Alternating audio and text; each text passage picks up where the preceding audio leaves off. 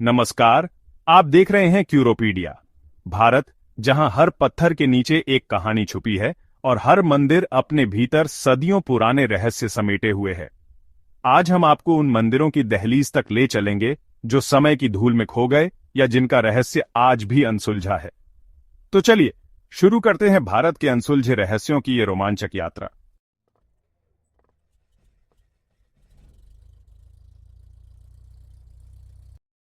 द्वापर युग में श्री कृष्ण ने समुद्र से भूमि मांगी और विश्वकर्मा से भव्य द्वारका नगरी बसाई, सोने, चांदी और रत्नों से सजी, अभेद्य और सुंदर।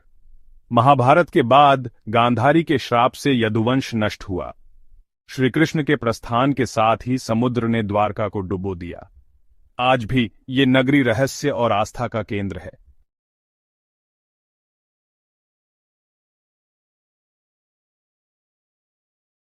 साल था 1983। भारतीय पुरातत्वविद डॉक्टर S.R. राव और उनकी टीम गुजरात के तट पर समुद्र के नीचे कुछ अद्भुत खोज रहे थे। गोमती नदी के मुहाने के पास समंदर के नीचे उन्हें प्राचीन पत्थर की संरचनाएं मिलीं, जो किसी शहर के अवशेष लगती थीं। क्या ये वही द्वारका थी जिसका जिक्र महाभारत में है? बाद में सोनार से और भी बड़े शहर के अवशेष मिले। क्या ये असली द्वारका थी या कोई और रहस्य? Doctor S.R. राव की खोज ने आस्था और विज्ञान के बीच बहस छेड़ दी। कुछ इसे श्री कृष्ण की द्वारका मानते हैं तो कुछ प्राचीन बंदरगाह। खंभात की खाड़ी में मिली खोज ने रहस्य और गहरा कर दिया। अगर ये अवशेष सच में इतने पुराने हैं तो इतिहास फिर से लिखना होगा। आस्था कहती है यही स्वर्ण नगरी है, विज्ञान सबूत मांगता है, लेकिन द्वारका का रहस्य आज भी समुद्र की लहरों के नीचे छुपा है।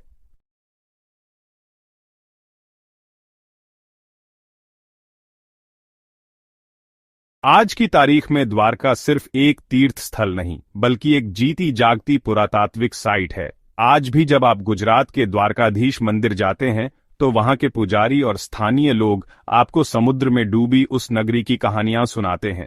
वो आपको बताते हैं कि कैसे पूर्णिमा की रात में आज भी उस डूबे हुए शहर के अवशेष दिखाई देते हैं। ये कहानियां पीढ़ी दर पीढ़ी चली आ रही हैं और पुरातात्विक खोजों ने इन कहानियों को एक नया आयाम दे दिया है। ये अब सिर्फ लोक कथाएं नहीं रहीं, बल्कि एक संभावित ऐतिहासिक हकीकत बन गई है। जो अवशेष मिले हैं वो अपने आप में कई सवाल खड़े करते हैं। अगर ये एक शहर था तो इसके निवासी कौन थे? उनकी तकनीक कितनी उन्नत थी कि उन्होंने समुद्र के किनारे ऐसा निर्माण किया? और सबसे बड़ा सवाल, ये शहर आखिर डूबा कैसे? क्या सच में समुद्र का जलस्तर अचानक बढ़ गया था, जैसा कि पुराणों में लिखा है, या फिर कोई भयंकर सुनामी आई थी, या कोई और प्राकृतिक आपदा? इन सवालों के जवाब आज भी समुद्र की गहराइयों में कहीं दफन हैं। हर नई खोज इस रहस्य को सुलझाने के बजाय और उलझा देती है। द्वारका का रहस्य हमें ये सोचने पर मजबूर करता है कि हमारा इतिहास उतना सीधा और सरल नहीं है जितना हम किताबों में पढ़ते हैं। हो सकता है कि भारत में ऐसी कई और सभ्यताएं रही हों जिनके बारे में हम आज कुछ भी नहीं जानते। वो सभ्यताएं जो समय की गर्द में खो गईं, जिनके शहर नदियों और समुद्रों में समा गए। द्वारका उस खोए हुए अतीत की एक झलक मात्र हो सकती है। ये हमें बताती है कि मिथक और लोक कथाओं में भी इतिहास के सूत्र छिपे हो सकते हैं। जरूरत है तो बस उन्हें सही नजरिए से देखने की। तो क्या श्री कृष्ण की द्वारका एक हकीकत है, या एक खूबसूरत मिथक, या फिर ये दोनों का एक अद्भुत संगम है? इसका जवाब शायद हमें कभी न मिले, लेकिन ये सवाल ही द्वारका को इतना रहस्यमयी और आकर्षक बनाता है। ये एक ऐसी पहेली है जिसे हर कोई अपने तरीके से सुलझाना चाहता है। जब तक समुद्र अपनी सारी परतें नहीं खोल देता, तब तक द्वारका की कहानी आस्था और विज्ञान के बीच एक सेतु बनी रहेगी। हमें हमारे गौरवशाली और रहस्यमयी अतीत की याद दिलाती रहेगी। ये भारत का वो खोया हुआ अध्याय है जिसे हम आज भी खोज रहे हैं।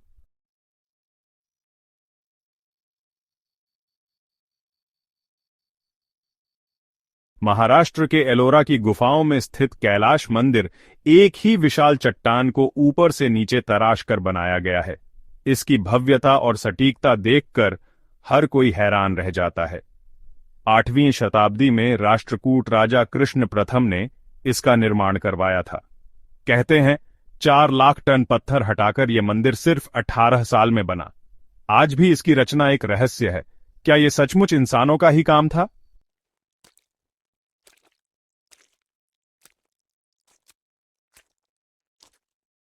चलिए गणित को समझने की कोशिश करते हैं। अनुमान है कि 4 लाख टन पत्थर को हटाया गया। अगर ये काम 18 साल में पूरा हुआ तो इसका मतलब है कि हर साल लगभग 22,222 टन पत्थर काटा गया। अगर कारीगर दिन रात बिना रुके साल के 365 दिन काम करते तो भी उन्हें हर दिन लगभग 60 टन पत्थर हटाना पड़ता।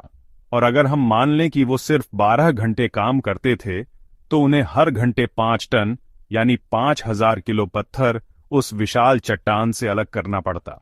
और ये सिर्फ पत्थर हटाने का हिसाब है, इसमें नक्काशी, मूर्तिकला और फिनिशिंग का जटिल काम शामिल भी नहीं है। ये आंकड़े किसी भी तर्कसंगत दिमाग को हैरान करने के लिए काफी हैं। उस जमाने में जब बड़ी बड़ी क्रेनें नहीं थीं, डायनामाइट नहीं थे, लेजर कटिंग मशीनें नहीं थीं, तब सिर्फ छेनी, हथौड़े और इंसानी मेहनत से ये कैसे संभव हुआ। और वो 4 लाख टन मलबा गया कहां? मंदिर के आसपास कहीं भी उस मलबे का कोई पहाड़ या ढेर नहीं मिलता। कुछ लोगों का मानना है कि उस मलबे का इस्तेमाल कहीं और निर्माण में किया गया होगा, लेकिन इसका भी कोई ठोस सबूत आज तक नहीं मिला है।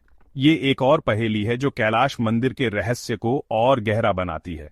इसकी निर्माण शैली, जिसे मोनोलिथिक यानी एकाश्म कहा जाता है, अपने आप में अद्वितीय है।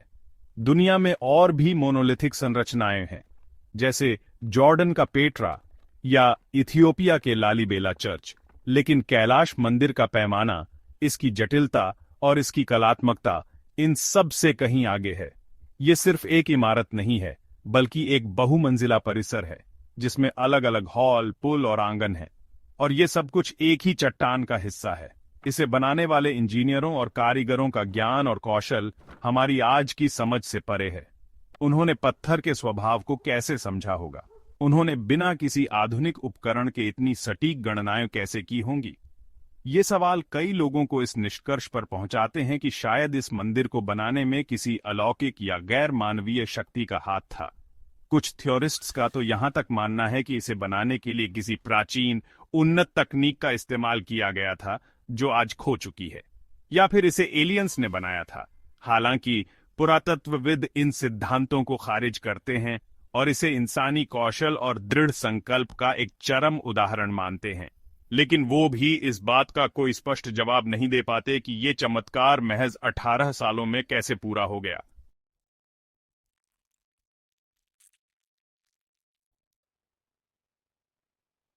जब विज्ञान जवाब नहीं दे पाता तो रहस्य और किंवदंतियां जन्म लेती हैं। कैलाश मंदिर की कहानी भी ऐसी ही है, जहां एक रानी की मन्नत, कोकासा का अद्भुत निर्माण और रहस्यमयी सुरंगें सब कुछ एक रहस्य बना देती हैं। आज भी ये मंदिर अपनी दिव्यता और अजेयता से सबको चौंका देता है।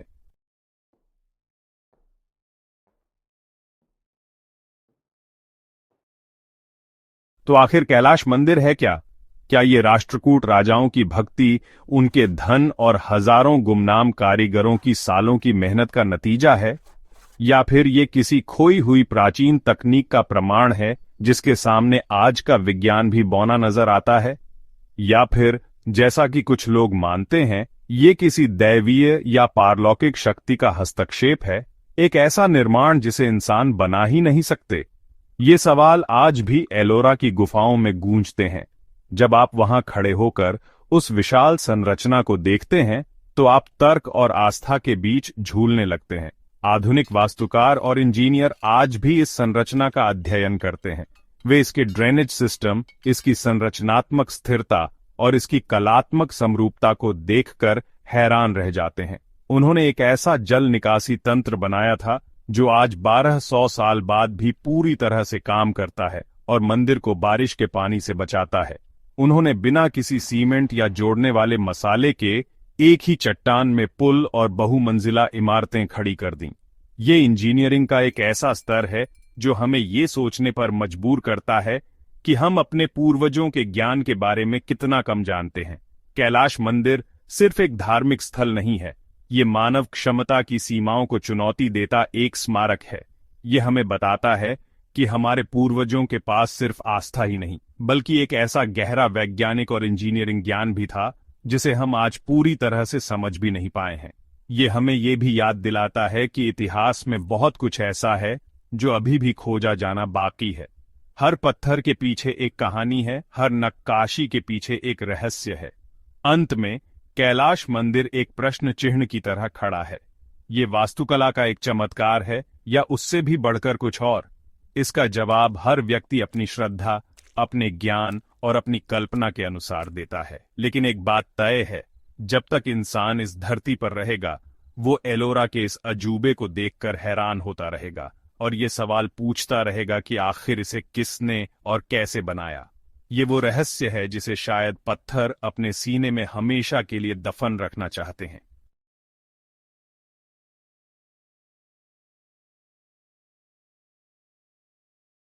नमस्कार, आप देख रहे हैं क्यूरोपीडिया। छत्तीसगढ़ के घने जंगलों में छिपा है भूतनाथ मंदिर, जहां कहा जाता है कि समय ठहर जाता है। इस मंदिर का नाम सुनते ही एक रहस्य की सिहरन दौड़ जाती है। भूत का अर्थ है अतीत और नाथ का अर्थ है स्वामी। घने जंगलों में छिपा ये मंदिर सदियों से रहस्यों से घिरा है। कहते हैं यहां रात में घंटियों की आवाज और रहस्यमयी रोशनी दिखती है। मंदिर के पत्थरों पर ऐसे चिन्ह हैं जिन्हें आज तक कोई समझ नहीं पाया। भूतनाथ मंदिर एक पहेली, क्या आप इसका रहस्य सुलझा पाएंगे? भूतनाथ मंदिर की रातें रहस्यों से भरी हैं। अमावस की रात जंगल के सन्नाटे में अचानक मंदिर से घंटियों की आवाज आती है, लेकिन वहां कोई नहीं होता। कई लोगों ने नीली रोशनी भी देखी है जो पल भर में गायब हो जाती है। यहां समय जैसे ठहर जाता है और हर अनुभव एक अनसुलझी पहेली बन जाता है।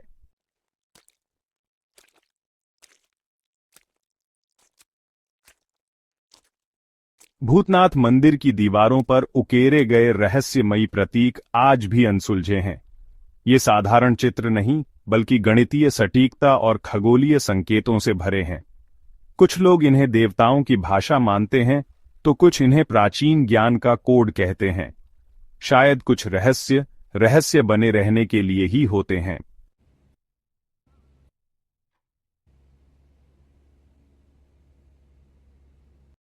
क्या भूतनाथ मंदिर में सचमुच समय ठहर जाता है? विज्ञान कहता है गुरुत्वाकर्षण और मन की अवस्था समय के एहसास को बदल सकते हैं। यहां का शांत रहस्यमय वातावरण हमें समय से परे महसूस कराता है। कुछ इसे शिव की लीला मानते हैं, कुछ मन का भ्रम। सच क्या है?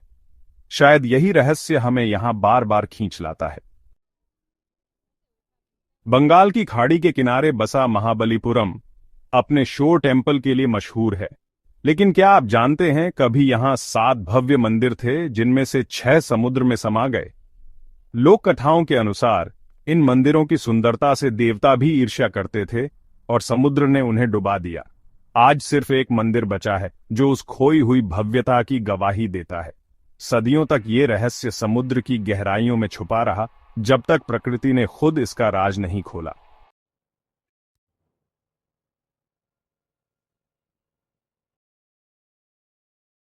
26 दिसंबर 2004। ये तारीख भारत कभी नहीं भूल सकता। हिंद महासागर में आए भूकंप ने भयानक सुनामी को जन्म दिया, जिसने तटीय इलाकों में तबाही मचाई। लेकिन इसी विनाश के बीच महाबलीपुरम के तट पर सदियों से दबी प्राचीन संरचनाएं उजागर हो गईं। पुरातत्वविदों ने देखा, मिथक अब हकीकत था। समुद्र के नीचे मंदिरों का विशाल परिसर मिला। सुनामी ने इतिहास का एक खोया पन्ना फिर से खोल दिया। असली कहानी तो अभी सामने आनी बाकी थी।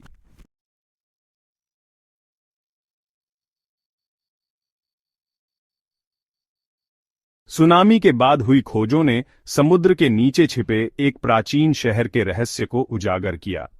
गोताखोरों को वहां कई मंदिरों और पत्थर की दीवारों के अवशेष मिले जो पल्लव काल के थे। वैज्ञानिक मानते हैं कि समुद्र के बढ़ते जलस्तर या किसी बड़ी आपदा ने इस शहर को डुबो दिया। आज भी महाबलीपुरम का असली वैभव समुद्र की लहरों के नीचे छुपा है। महाबलीपुरम इतिहास, मिथक और रहस्य का संगम। यहां पल्लव राजाओं की भव्यता, समुद्र में डूबे मंदिरों की कहानियां और देवताओं की किंवदंतियां एक साथ मिलती हैं।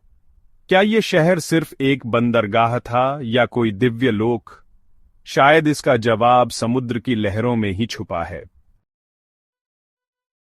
उत्तराखंड के पिथौरागढ़ में बसी है पाताल भुवनेश्वर गुफा, धरती के नीचे छिपा एक रहस्यमयी देवलोक। कहते हैं यहाँ शेष नाग अपने फनों पर पृथ्वी को संभाले हैं और 33 कोटि देवी देवता विराजमान हैं। हर पत्थर, हर चट्टान युगों की कहानी कहता है। क्या ये सिर्फ गुफा है या सचमुच देवलोक का द्वार?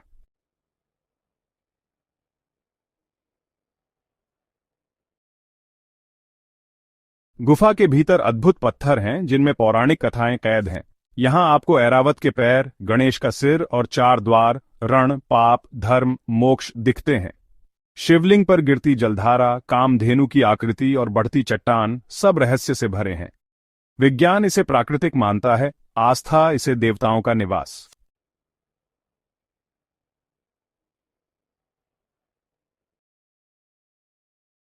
पाताल भुवनेश्वर को 4 युगों का साक्षी कहा जाता है। यहां पत्थरों पर सतयुग, त्रेता, द्वापर और कलयुग के प्रतीक मिलते हैं। कहते हैं पांडवों ने यहां भगवान शिव की तपस्या की थी। कलयुग का प्रतीक पत्थर धीरे धीरे ऊपर बढ़ रहा है।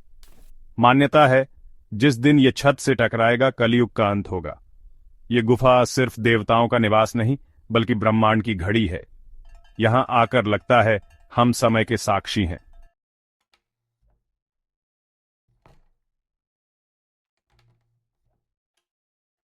अब हम उस सबसे बड़े सवाल पर आते हैं जो पाताल भुवनेश्वर को लेकर उठता है।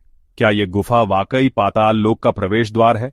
क्या धरती के नीचे सच में एक और दुनिया बसती है जहां देवता निवास करते हैं? पुराणों में पाताल लोक का जो वर्णन मिलता है वो इस गुफा के वातावरण से काफी मेल खाता है।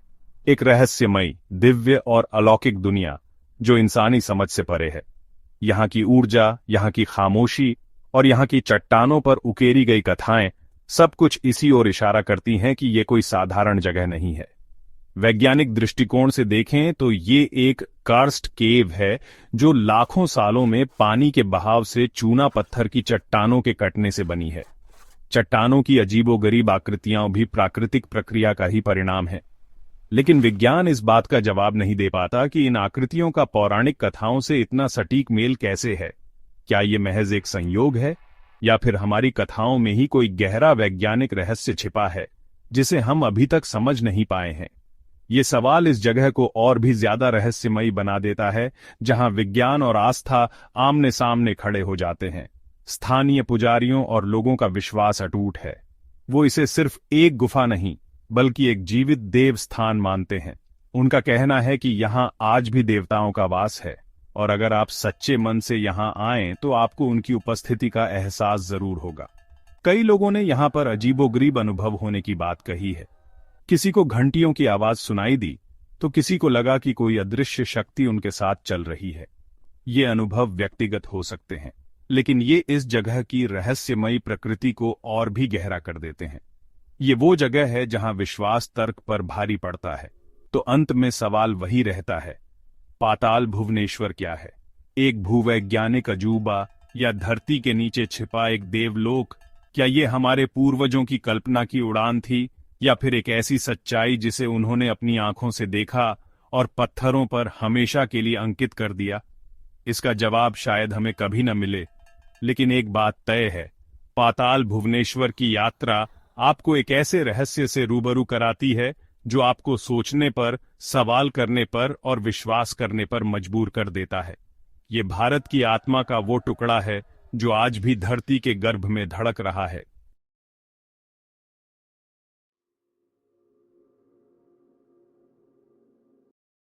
अब हम आपको ले चलते हैं जन्नत-ए कश्मीर की वादियों में, श्रीनगर शहर के बीचों बीच। यहां एक पहाड़ी है जिसे तख्ते सुलेमान या गोपाद्री पहाड़ी के नाम से जाना जाता है। इसी पहाड़ी की चोटी पर समुद्र तल से लगभग 1000 फीट की ऊंचाई पर स्थित है एक ऐसा मंदिर जो सिर्फ एक धार्मिक स्थल नहीं बल्कि समय का साक्षी है। यह है शंकराचार्य मंदिर। इसका इतिहास इतना पुराना और इतना जटिल है कि इतिहासकार भी आज तक किसी एक नतीजे पर नहीं पहुंच पाए हैं। ये मंदिर विनाश और पुनर्निर्माण की एक ऐसी कहानी कहता है जो हजारों सालों में फैली हुई है। इसकी हर ईंट, हर पत्थर एक अलग युग की कहानी सुनाता है। इस मंदिर का सबसे पुराना जिक्र मिलता है कल्हण की राजतरंगिणी में। कल्हण के अनुसार इस मंदिर का निर्माण राजा गोपादित्य ने 371 ईसा पूर्व में करवाया था। उस समय इसे गेष्ठेश्वर मंदिर के नाम से जाना जाता था। सोचिए, आज से लगभग 2400 साल पहले ये वो दौर था जब सिकंदर भारत की सीमाओं पर दस्तक दे रहा था। इस मंदिर ने मौर्य साम्राज्य का उदय और अस्त देखा, कुषाणों का राज देखा और गुप्त साम्राज्य का स्वर्ण काल भी। ये मंदिर चुपचाप पहाड़ी पर खड़ा नीचे बदलते हुए इतिहास को देखता रहा। इसकी नींव में न जाने कितने साम्राज्यों की कहानियां दफन हैं, लेकिन इस मंदिर का नाम शंकराचार्य मंदिर कैसे पड़ा? कथा कहती है कि 8वीं शताब्दी में जब भारत में सनातन धर्म पर संकट के बादल मंडरा रहे थे, तब दक्षिण से एक युवा सन्यासी ने पूरे देश की यात्रा की। वो थे आदि शंकराचार्य। जब वो कश्मीर पहुंचे तो इसी पहाड़ी पर उन्होंने तपस्या की और सौंदर्य लहरी की रचना की। कहा जाता है कि उन्होंने ही इस मंदिर का जीर्णोद्धार करवाया और यहां शिव की चेतना को पुनः जागृत किया। उनके आने के बाद ही इस मंदिर को शंकराचार्य मंदिर के नाम से जाना जाने लगा। ये मंदिर सिर्फ शिव का निवास नहीं, बल्कि आदि शंकराचार्य की उस महान वैचारिक क्रांति का भी प्रतीक है। आज जब आप इस मंदिर की 243 सीढ़ियां चढ़कर ऊपर पहुंचते हैं, तो आपको सिर्फ श्रीनगर का खूबसूरत नजारा ही नहीं दिखता, बल्कि इतिहास की एक पूरी किताब आपके सामने खुल जाती है। मंदिर की वास्तुकला बहुत ही सरल लेकिन बेहद प्रभावी है। एक अष्टकोणीय चबूतरे पर बना ये मंदिर कश्मीरी वास्तुकला का एक बेहतरीन नमूना है, लेकिन इसकी सादगी के पीछे छिपा है एक गहरा रहस्य। ये मंदिर इतनी बार टूटा और बना है कि इसका असली स्वरूप क्या था, ये कहना भी मुश्किल है। ये मंदिर एक पहेली की तरह है, जिसके टुकड़े अलग अलग युगों में बिखरे हुए हैं।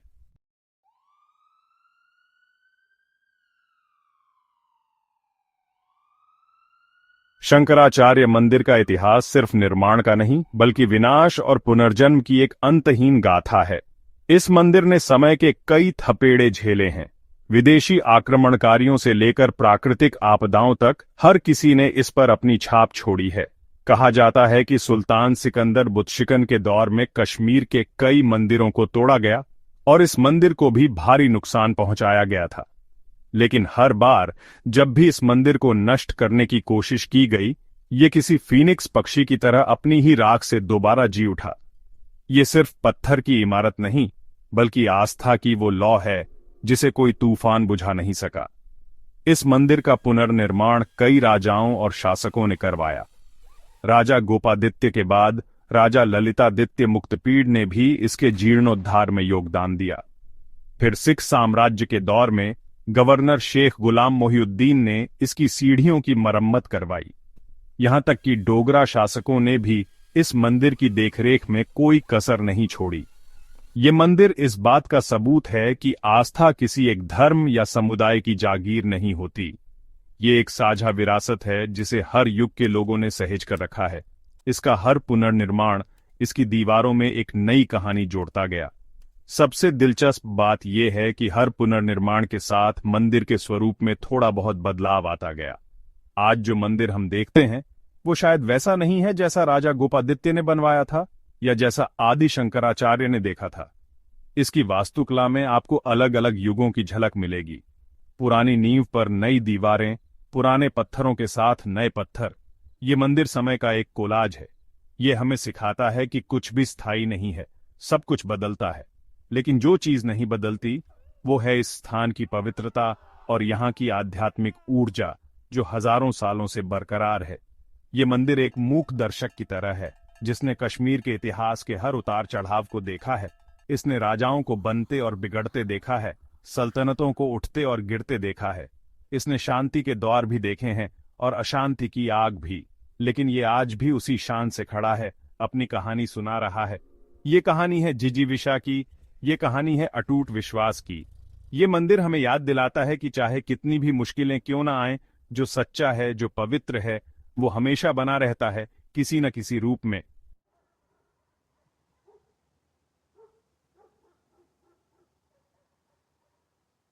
अब आते हैं उस रहस्य पर जो इस मंदिर को सबसे खास बनाता है, आदि शंकराचार्य। सोचिए, केरल में जन्मा एक बालक सिर्फ 32 साल की उम्र में पूरे भारत का भ्रमण करता है, 4 मठों की स्थापना करता है और सनातन धर्म को एक नई दिशा देता है। जब वो कश्मीर पहुंचे तो उन्होंने इसी पहाड़ी को अपनी तपस्थली के रूप में क्यों चुना? जरूर इस जगह में कोई खास बात होगी, कोई ऐसी ऊर्जा होगी जिसने उन्हें अपनी ओर खींचा। कहते हैं कि यहां पहुंचने से पहले उन्होंने मां शारदा से शास्त्रार्थ में विजय प्राप्त की थी और यहीं बैठकर उन्होंने शिव की स्तुति में सौंदर्य लहरी जैसे महान ग्रंथ की रचना की। एक कथा ये भी है कि जब शंकराचार्य इस पहाड़ी पर पहुंचे तो मंदिर के द्वार बंद थे। उन्होंने अपनी आध्यात्मिक शक्ति से द्वार खोले और अंदर प्रवेश किया। वहां उन्होंने देखा कि शिवलिंग स्वयंभू है और उसमें अपार ऊर्जा है। उन्होंने वहीं बैठकर घोर तपस्या की और इस स्थान की दिव्यता को फिर से स्थापित किया। ये सिर्फ एक कहानी नहीं, बल्कि एक प्रतीक है। शंकराचार्य का मंदिर के द्वार खोलना असल में ज्ञान के उन द्वारों को खोलने जैसा था जो अज्ञानता और अंधविश्वास के कारण बंद हो गए थे। उन्होंने सिर्फ मंदिर का जीर्णोद्धार नहीं किया, बल्कि लोगों की चेतना का जीर्णोद्धार किया। यहां एक और रहस्य है। कुछ विद्वानों का मानना है कि आदि शंकराचार्य ने यहीं पर अपना शरीर त्यागा था।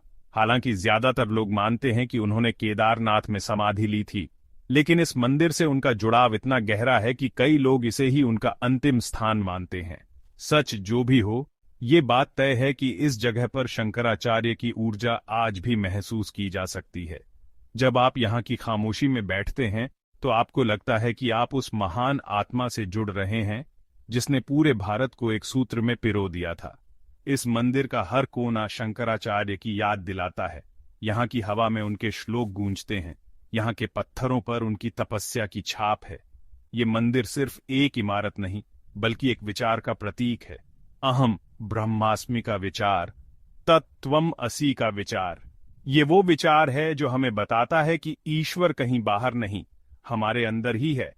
शंकराचार्य ने इसी विचार को पूरे देश में फैलाया और ये मंदिर उसी वैचारिक क्रांति का एक जीता जागता स्मारक है जो हर युग में हमें रास्ता दिखाता है।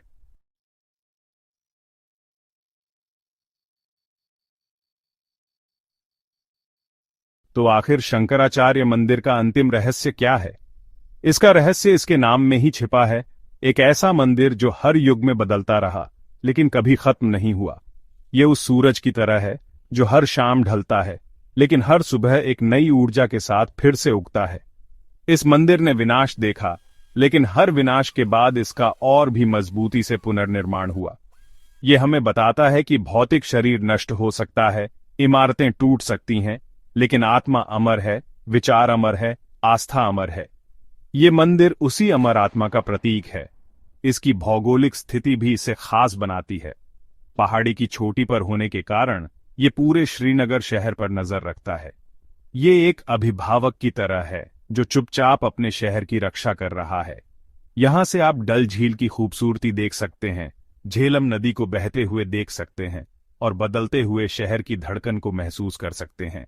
ये मंदिर कश्मीर की आत्मा का हिस्सा है, उसकी पहचान का एक अभिन्न अंग है।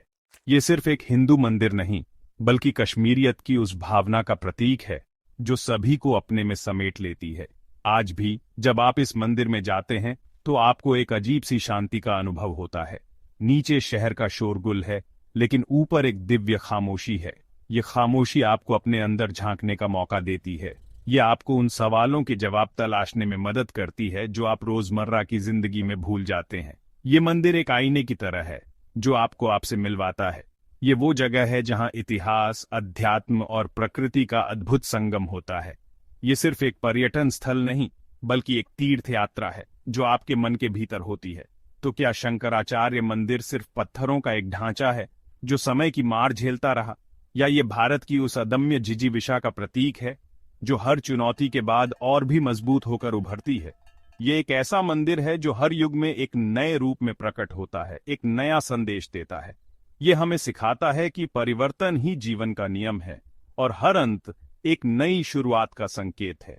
ये मंदिर भारत का वो खोया हुआ गौरव है जो आज भी हर सुबह एक नए सूरज की तरह उगता है।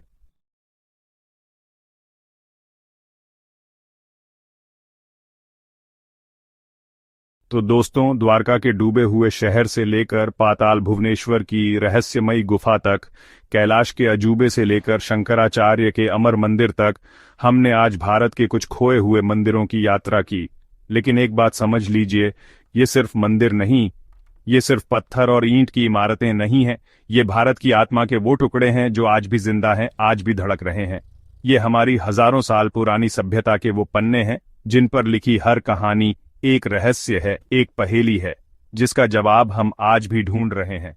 ये वो जड़ें हैं जो हमें हमारी विरासत से जोड़ती हैं। इनकी कहानियां आप तक पहुंचाना, इनके रहस्यों से पर्दा उठाना, यही हमारा काम है। और ये क्यूरोपीडिया का आपसे वादा है कि हम भारत के कोने कोने में छिपे हर उस रहस्य को, हर उस अनसुनी कहानी को आपके सामने लाते रहेंगे। हम उस हर दरवाजे पर दस्तक देंगे जिसके पीछे इतिहास का कोई गहरा राज छिपा है। क्योंकि ये कहानियां सिर्फ अतीत का हिस्सा नहीं है, ये हमारे वर्तमान को समझने और भविष्य को संवारने की कुंजी है। ये वो मशाल हैं जो हमें अज्ञान के अंधेरे में रास्ता दिखाती है और हमें याद दिलाती हैं कि हम कौन हैं और हमारी विरासत कितनी महान है। ये यात्रा यहीं खत्म नहीं होती, ये तो बस एक शुरुआत है। भारत में ऐसे न जाने कितने और खोए हुए मंदिर हैं, कितनी और अनसुनी कथाएं हैं जो आपका इंतजार कर रही हैं। तो अगर आपको हमारी ये कोशिश पसंद आई, अगर इन रहस्यों ने आपके दिल में भी कोई चिंगारी जलाई है, तो इस वीडियो को ज्यादा से ज्यादा लोगों तक पहुंचाइए। इसे अपने दोस्तों और परिवार के साथ शेयर करें ताकि भारत की ये अनमोल विरासत हर किसी तक पहुंच सके। हमारे चैनल को सब्सक्राइब करना न भूलें ताकि आप हमारी इस रहस्यमयी यात्रा का हिस्सा बने रहें। और हां, जाने से पहले एक सवाल का जवाब जरूर देते जाइए। कमेंट्स में हमें बताइए, आप अगले वीडियो में भारत के किस खोए हुए मंदिर की कहानी देखना और सुनना चाहेंगे। आपका हर कमेंट, आपका हर सुझाव हमारे लिए बहुत कीमती है, क्योंकि ये चैनल आपका है, ये कहानियां आपकी हैं और ये खोज भी हम सब मिलकर करेंगे। तो जुड़ जाइए हमारे साथ क्यूरोपीडिया की इस रोमांचक यात्रा में। मिलते हैं अगले रहस्य के साथ। धन्यवाद। जय हिंद।